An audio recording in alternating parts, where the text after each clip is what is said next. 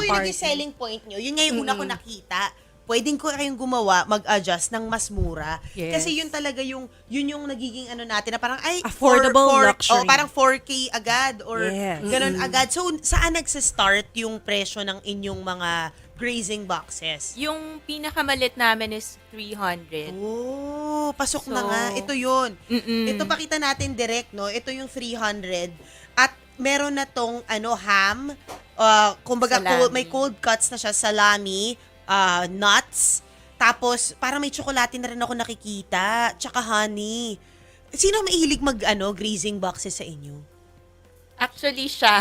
Hindi, Talaga? kasi nung pandemic, namimigay siya ng mga, pag may birthday, ganyan, na-order siya, naiinis siya kasi mahal yung na-order niya or minsan hindi available. Wow! So, naisip niya, sige, gagawa daw kami. So yun na lang, parang iniisip nyo na na parang, I'll do it myself. I do it myself! Actually, totoo. Magandang magandang naging diskarte nyo na imbis na humanap kayo ng iba at dahil ito naman din yung kinahiligan nyo, ito na yung pagkikitaan nyo. So, nung sinimulan nyo to nung pandemic, kailan nyo naisip na sumipa na yung negosyo ninyo? Actually, nung una, syempre sa network lang namin, mga friends namin yung nag-order. And then, nagkaroon kami ng isang client, nag-order ng 175 Oh my God. boxes. So, that was our first month. So, yun, word of mouth. And then, nung December holiday, ang dami nang nag-order sa amin. So, Galing. yes. Naging organic. mm-mm. So, pag-usapan natin yung mga laman nga nito, sabi nyo may salami, may ham. Kasi parang Buksan kompleto natin na nga kasi. Buksan natin. Sige, ito yung personal. Oo. Ayan.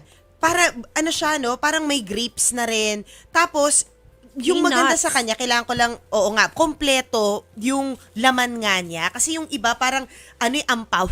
Alam mo yon ampaw yung laman. Yung parang wala naman ako makain dito. O kaya Parang puro ganun. makunat. Oo. Mga Kayo, biscuit. paano nyo kinurate yung laman ng inyong grazing box? Meron yan 3 kinds ng, yung mga ganitong boxes namin, 3 kinds of cold cuts, tapos 3 kinds na rin ng cheese, Oo. 3 kinds of nuts, grapes, olives, honey, chocolates, crackers. Yan. Grabe. Kompleto siya. Kompleto nga. Nakakatuwa. Diba? Ito yung personal. Yan Ayan, yung mga good for two. Yes, good for For two. dates. Yes. Kasi minsan ngayon, kahit nasabihin natin endemic, yung iba ayaw pa rin nila nakikishare ng potluck, di ba? Oo, totoo yan. Lalo na yung mga nakapagkwent, yung nagchichikahan, tapos nasa harap nila yung pagkain. So, maganda to na nakatakip.